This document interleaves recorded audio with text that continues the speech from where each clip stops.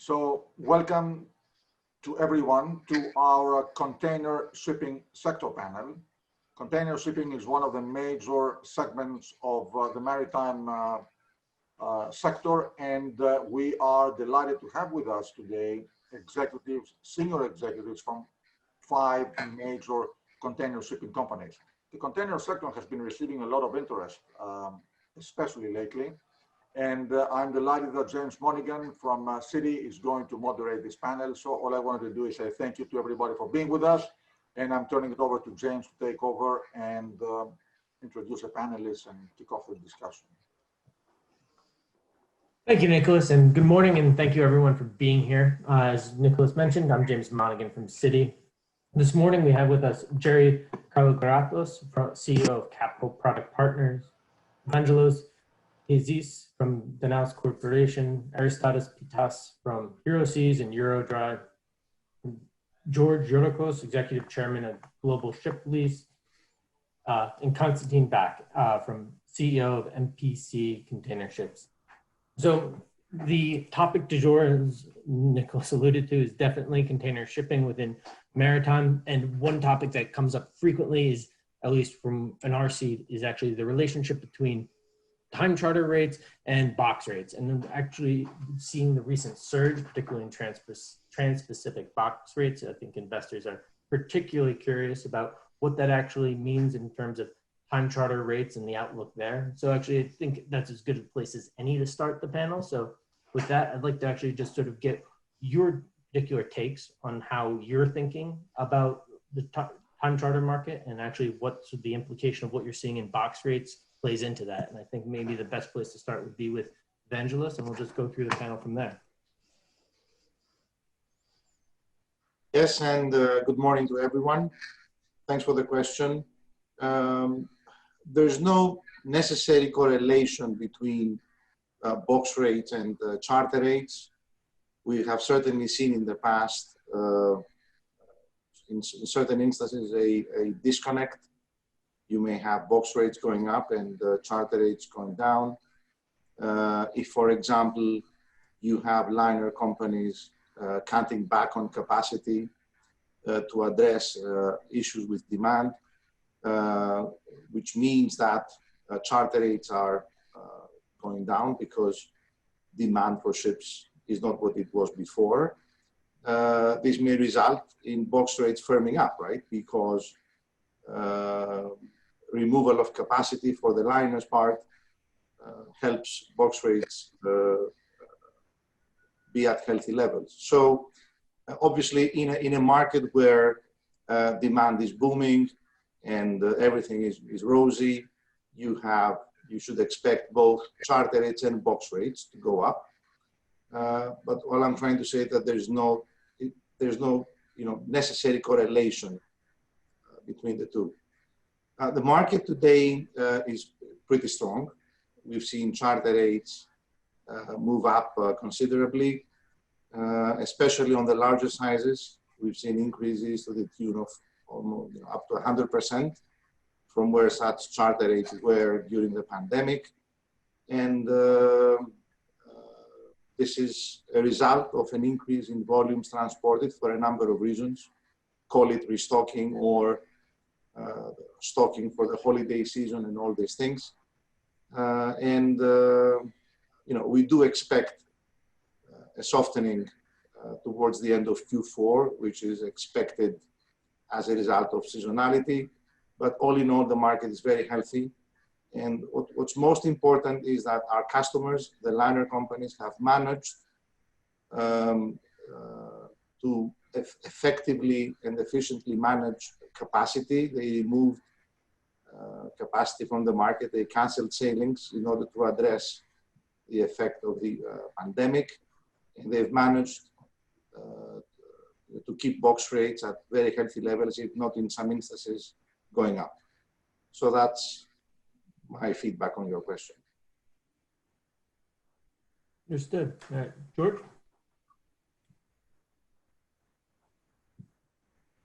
Well, I would agree partially with Mr. Chatzis' opinion, although I have a little bit of a different opinion with respect to how charter rates affect or freight rates affect charter rates. Obviously, when your client is making money, you want that to happen so that you can make money in a very simple layman's terms. Now, when the liner companies make a shitload of money like they do now, this is not just adjustments. This is, I think, a completely different picture than we have been used to.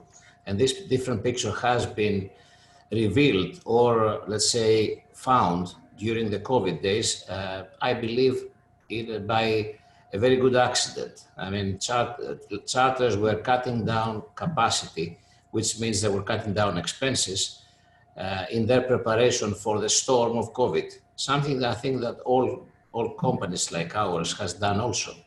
They've been redelivering ships left, right, and center as soon as ships were coming back to their end of charters. And they were not chartering back any ship until they would see what's in the cards for them for the future. That's in the middle of the COVID crisis.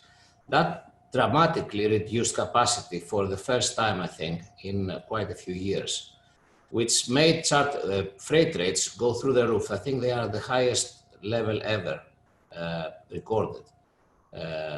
Freight rates, for instance, from Far East to the United States, at least, that I remember.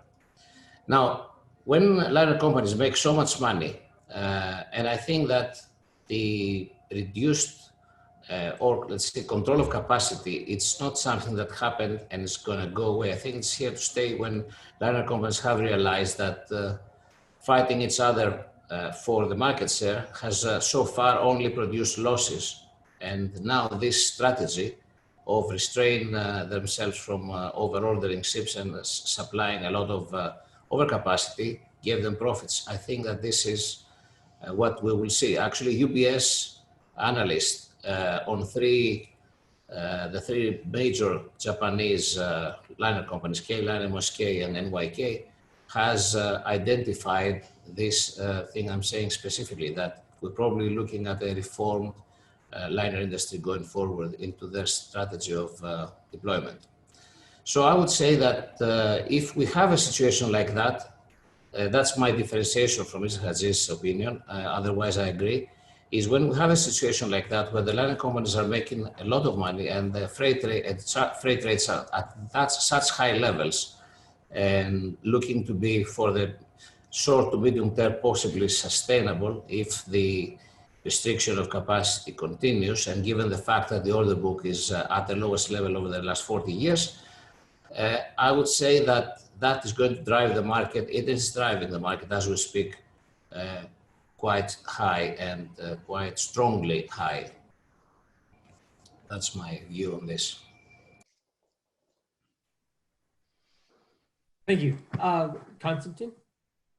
Yes, without repeating some of the things my colleagues have said here, I would like to add that I also agree with most of what has been said, and I would like to add that in the end, it's a mix between freight rates and volumes and demand increasing, and at the same time supply-demand balance. And that's, George has alluded to that to some extent, looking at the order book, looking at how tight supply and demand is at present, and that the order book is not significant, and demand growth, provided we see no further disruption, a disruptive event like COVID or trade war, what we've observed over the last 2 years. I'm personally also of the opinion that solid freight rates are certainly the basis for solid charter rates, but at the same time, it's more to it than just the freight rates. It's also the outlook and the willingness to commit for tonnage in a tighter market. An interesting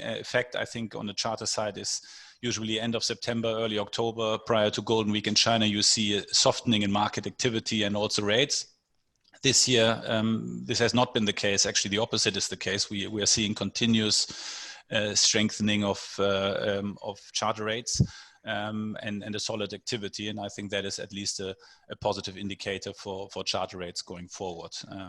And I would leave it there for the moment to allow others to contribute as well. Thanks. Thank you. I think maybe what we can do too further as we think through this, like it seems like there's a bit of a difference of opinion in terms of what's actually kind of driving it. more so, is it just necessarily demand driving the rates versus currently versus maybe previously it was a bit more of a liner controlling capacity previously? And so sort of like the higher rates have sort of seemingly changed across probably the course of the year. And so I guess that sort of naturally sort of puts forward, like, what does it necessarily mean for time charter rates moving forward, given the like shifting reasons why box rates were increasing, right? It seems to be a theme across the first three answers. So just in that context of maybe what the outlook for time charter rates are going forward, maybe you could comment on the market right now, Jerry. So I think I do agree with my fellow panelists. I think it's a mix of things. Obviously, profitability is very important when it comes to liners being able to pay up. But at the same time, I think it's expectations with regard to forward market are equally important. And what we have seen over the last few months is that we have seen charter rates pick up across all segments, but we have seen also at the same time reluctance from the liner side to commit to long-term charters. And there is also the side of the owners. I will come to that in a moment. But I think as rates start soaring like we see today, I think liners will be forced to consider long-term charters. So I think that would be the way if you want to control the rise of rates. I don't see suddenly the container market becoming a spot market like the Cape market, for example. I'm sure that liners love the flexibility, but at the same time, this is a different business. It's more logistics oriented. So people want to be able to lock in ships and have the visibility. So what I'm expecting that is going to happen, and I think it's happening already, is that we will see liners now being forced to offer longer term period. And of course, that the definition of that changes. For example, for a post-Panamax ship, that could be anywhere between 3 to 7 years. For a Panamax, that would be more like anywhere between 6 months to 24. Again, there you'll see liners differentiate because post-Panamax vessels and above are strategic assets. They want to be able to know what they have in hand, while with smaller sizes, it's more to cover immediate needs, and there you want to have more flexibility in case, for example, you have, again, weaker demand because of increased lockdowns across the economy because of second wave of COVID or whatnot. So I think we are probably close to the end of the charter rate hikes. Maybe there's some more room to go for smaller sizes, but probably we're going to see more period. And at the same time, I think owners will be more willing to fix compared to a few months back. I think there were certain liners that were willing to give you a long-term business 3-4 months ago, but that would be against a very low rate, which wouldn't make sense for the owners. Now that rates have moved up, I think certain owners can actually make money and would be also willing to lock them for a longer period. Understood. Thank you. Aristides, do you have anything to add?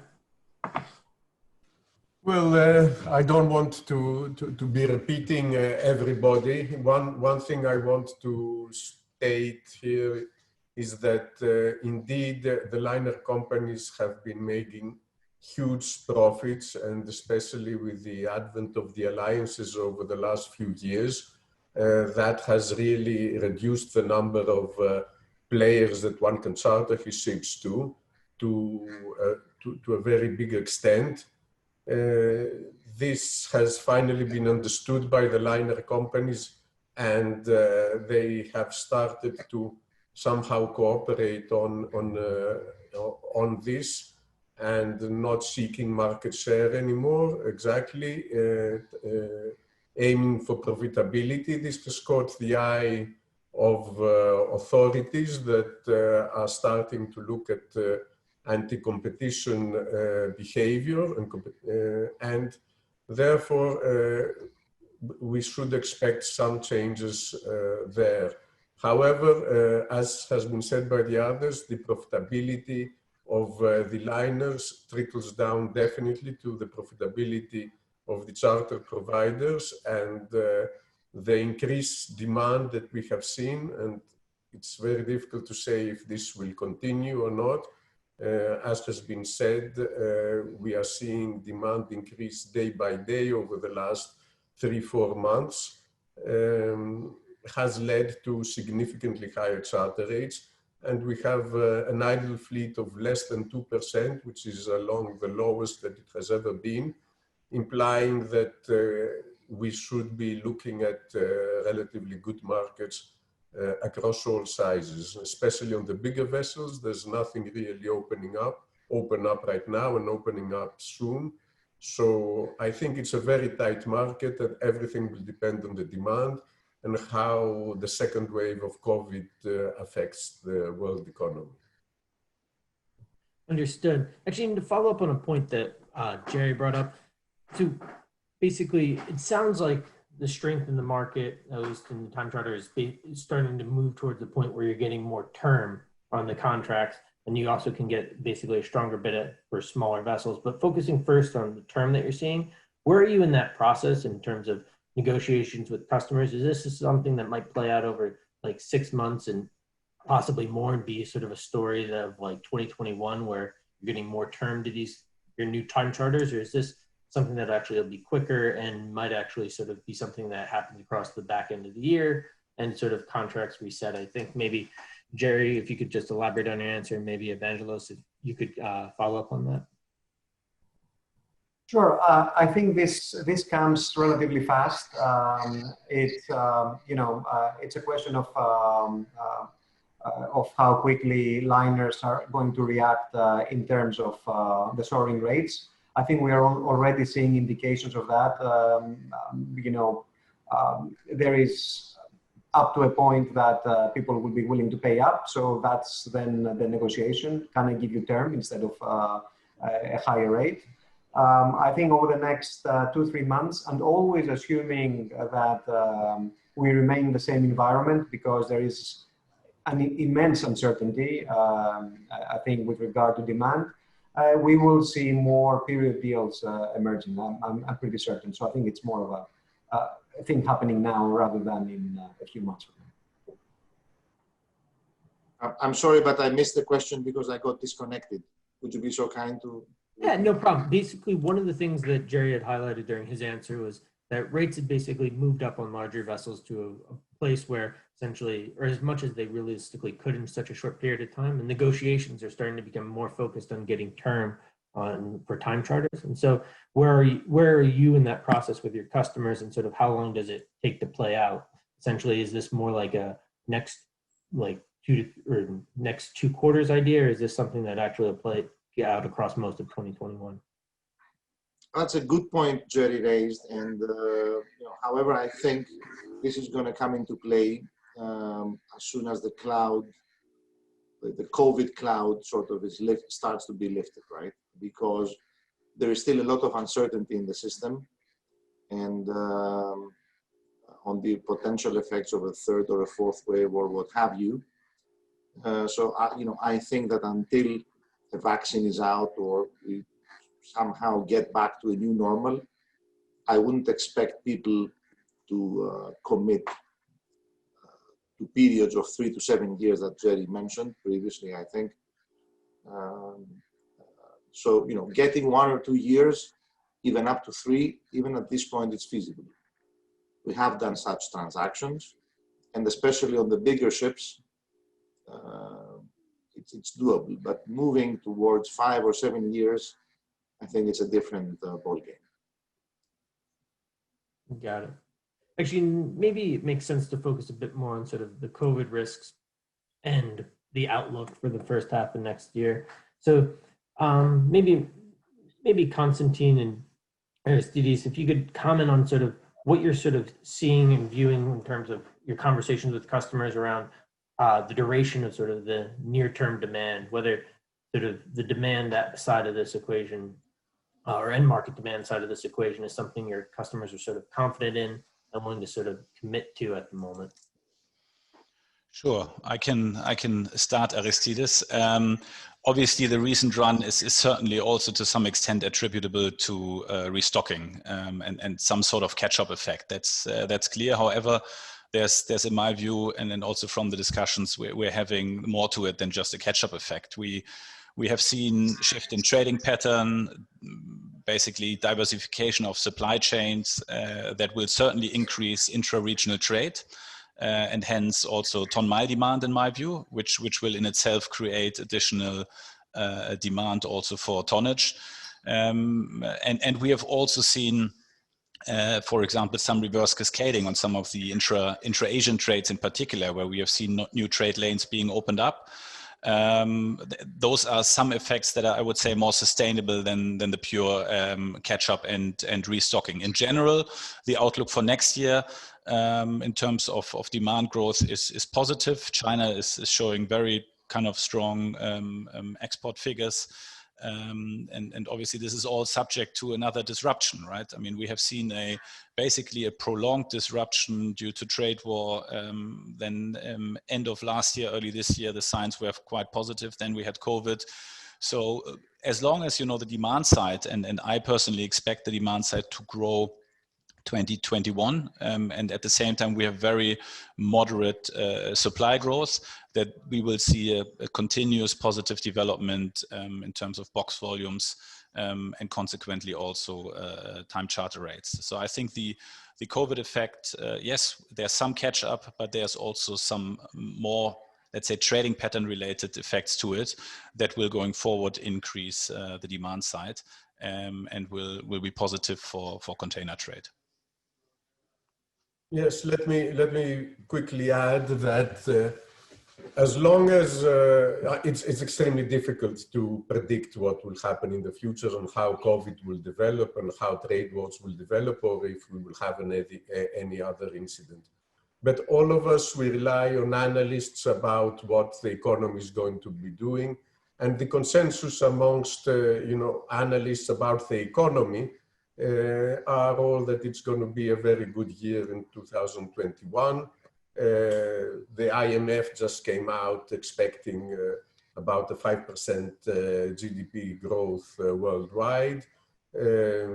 Clarkson still expects a 5.9% growth in demand next year. All these are very good figures, and if they happen, and this is what the consensus is at this point, point towards very positive developments in the market.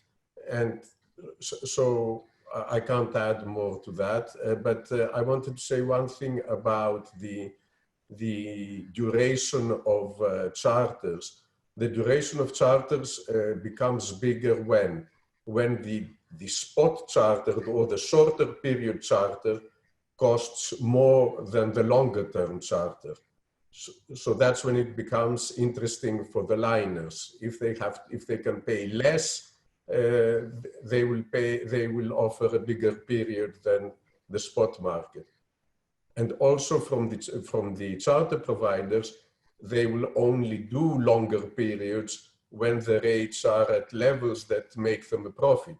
So as spot rates have been increasing, it's natural that duration will be increasing as well. So we will see that. Of course, smaller ships, duration increases when it reaches a year. Bigger ships, you have to go to 7 years to consider it a long duration. It depends on the size of the vessel.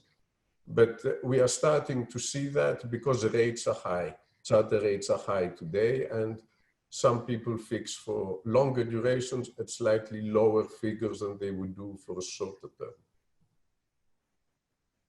Understood. So it does seem as if a lot of what you're being pointed to is sort of a seemingly underlying strength and growth, at least in the near term, and the idea that has some momentum. And then also, as Constantin pointed out, some new trading patterns emerging as well. But earlier in the year, one of the things that came up was definitely, or what I should have defined the market earlier in the year, was liner discipline, right? And so how does essentially in a growing market, the fact of liner discipline sort of play into time charter rates moving forward? Should we expect sort of a lower level of capacity growth and maybe more charter rate growth, or just any ideas and just your thoughts generally? I think it probably makes sense to start with George and then maybe Constantin can follow on. Okay, it's very difficult to know what the liner companies will do. And actually, if you ask any one of them, I would imagine that they don't even know themselves because it's a matter of competition. But I can give you a simple math which can speak volumes on what the possibilities are, because this is about possibilities and common sense, really. Let's take as an average size vessel, a 5,000 TEU ship. A 5,000 TEU ship post-Panamax, so a wide beam, let's call it, a ship that has a lot of cargo carrying capacity. Such a vessel can take easily 4,500 TEUs or containers today. The rate for this ship, for this box today, the box rate is about 3,900, one way from China to the US. So if you assume also a return cargo from US to China, the total round voyage, which lasts about 45 days, would be making the liner company close to $20 million. That's income. Minus fuel, minus charter rate. Now you can put any charter rate you want. I mean, today is about $22,000 for such a vessel. Maybe tomorrow it's 25, maybe it's not.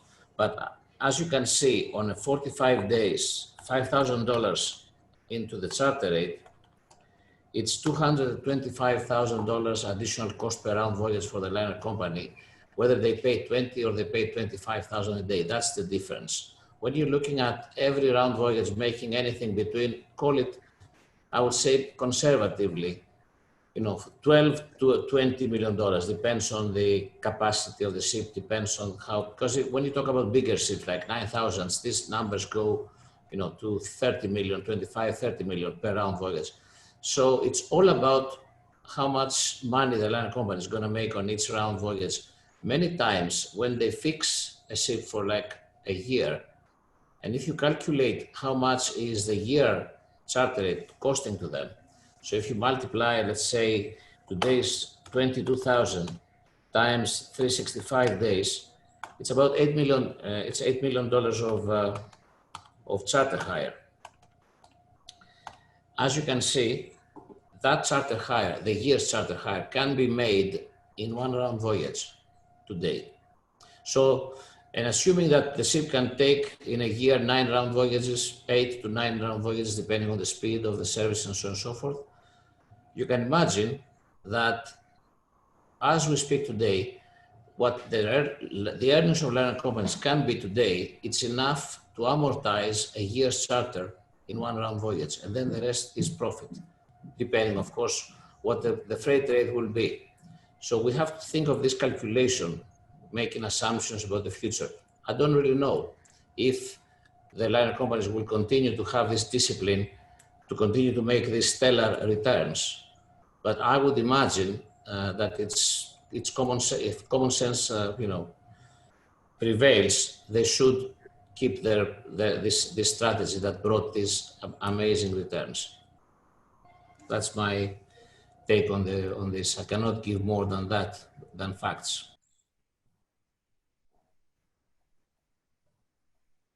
Okay, let me add maybe a bit of a different perspective to it without disagreeing to what George said. I think that the flexibility, I mean, this year has shown for liner companies that flexibility is extremely important. And the capacity management as a tool, as an active tool to reduce cost, and has been a very critical one. And that allowed liners to respond in the way they have responded to the downturn and the effects of COVID. At the same time, obviously, the alliances got more stable and their coordination got certainly more efficient.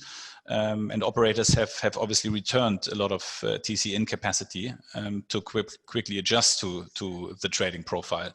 So I think this will remain a key ingredient for liners going forward, both in discussions among the alliances as well as individually.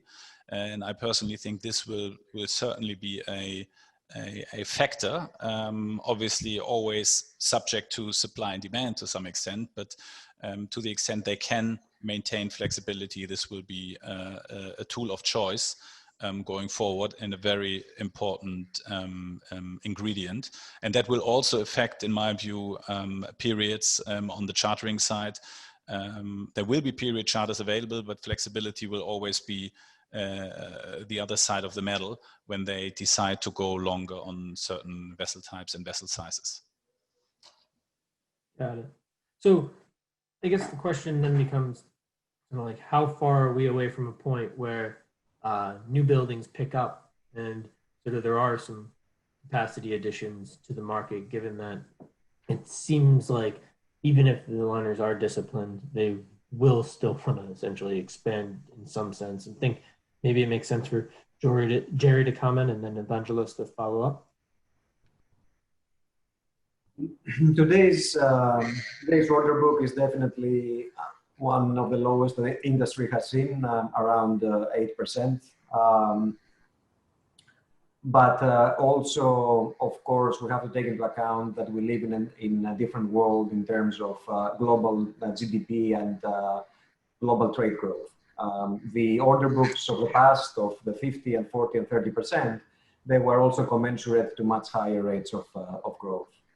But having said that, what we experience today is probably a point which is quite interesting from the supply side, as you also have a large chunk of the fleet that is getting quickly much older. So about 20% of the fleet above 3,000 TEU is older than 20 years of age.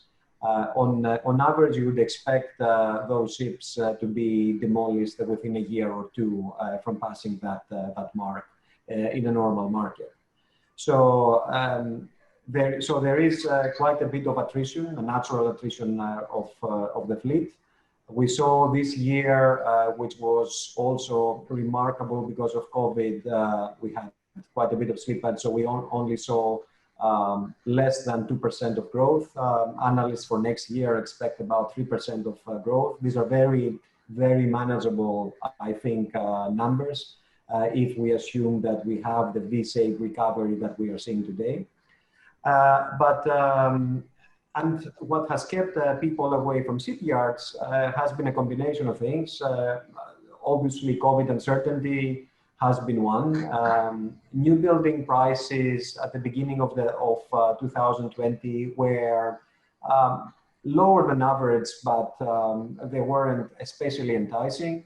And at the same time, you have the big issue of propulsion that weighed on many decisions. I think, if anything, today, uncertainty hasn't abated for COVID. I think there's still a lot of that. Of course, we have a more profitable industry, as we discussed. The charter rates have recovered, but it's not easy to make a call on new builds. And the propulsion issue, if anything, has become more important as you see different voices in the industry that not only agree with more environmentally friendly ships, but want an acceleration of this process compared to what the IMO has set out to do. However, I do think that in the end, it is still a very open and competitive market. It's a question of demand and supply, and at a price, it clears. So as shipyards become more hungry, many of them haven't taken orders for some time, especially for larger ships like containers. We will see, and we have already seen, new building prices come down. At some point, we will also see people venturing toward the new builds, as they do believe that the entry point makes up for the uncertainty as well as for the other factors that affect decision making. But all in all, I think it's going to be much more difficult, and the kind of order book that we see today is not going to inflate going forward in an unsustainable way. It's going to be the uncertainty, the lack of capital, the lack of clarity with regard to propulsion, all that is going to be quite, will make it quite difficult for people to move on. Yeah, I think that Jerry pointed out the main elements. I'd like to add that obviously we're in a very good place with where the order book is right now. You know, orders will have to be placed at some point. COVID uncertainty is one thing, but technology is a very big issue right now. You don't want to spend 100 million to build a ship, or 150 million to build a big container ship and discover 10 years down the road that it's technologically redundant. The other thing also, of course, is price and cost, right? Because even if you have new technologies coming up, you know, you're going to have to weigh the cost benefit versus acquiring a second-hand ship, for example. Today, there is a big gap between the acquisition of a 10,000 TEU ship today, a 10-year-old ship, versus building one. And one would expect that with charter rates and demand being in a good place, one should expect to see second-hand prices increasing. And then at some point, it's going to start making sense again to build new ships, because at this point, it doesn't make much sense. You're way better off acquiring a relatively modern second-hand container ship, and you'll get much better returns. So I think at some point orders will be placed. It's not going to come before the second half of 2021, depending also on technology and propulsion solutions that are environmentally friendly. And as a result, we are quite bullish on the next 2 to 3 years on charter rates remaining firm, exactly because you're not going to see significant tonnage hitting the water before 2023 or 2024, which is when new orders will start to be delivered, if placed next year. Got it. To follow up on that, around the secondhand values and potentially seeing a bid for secondhand tonnage, is that something that's actually already out there in the market, and you're actually seeing more interest or expressing more interest in actually getting secondhand values or buying secondhand tonnage, and sort of what the outlook for maybe the S&P market really is over the next 12 months, given the fact that the order book's going to be a bit constrained and you're seeing demand? I think we have only a couple minutes left, but I'd love to hear from George and Aristides on this. Yes. Right now, second-hand prices still make sense for an investment.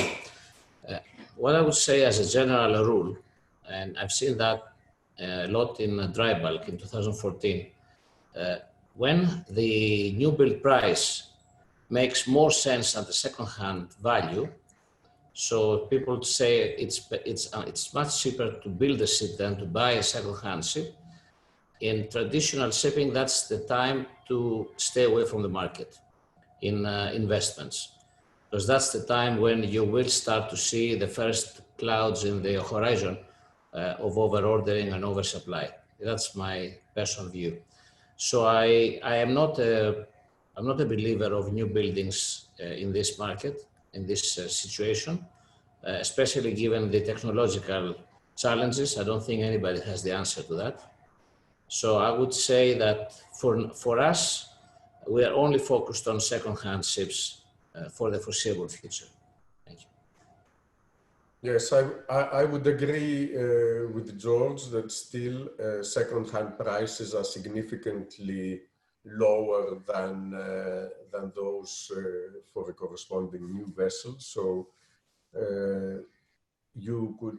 But on the other hand, we are already seeing, especially on the small and feeder vessels that we are looking at, we are seeing an increase in interest and a few transactions happening and prices increasing.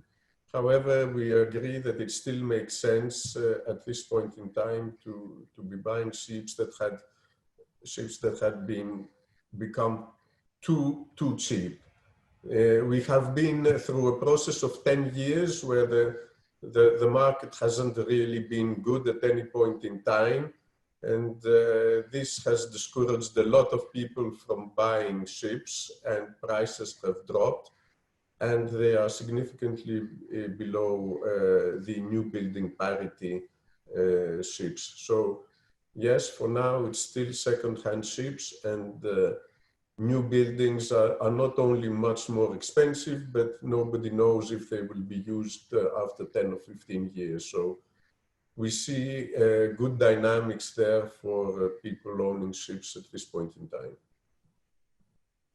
Got it. Well, thank you we are at time, so thank you very much for everyone. And thank you for your time. And with that, I'll just hand it back over. All I want to say is thank you. Very interesting panel, great discussion, and thank you to everybody for being with us today. I appreciate it. And thank you, James, for the expert moderation. And thank you to each one of you. Thank you, guys. Bye. Thank you. Thank you. Take care.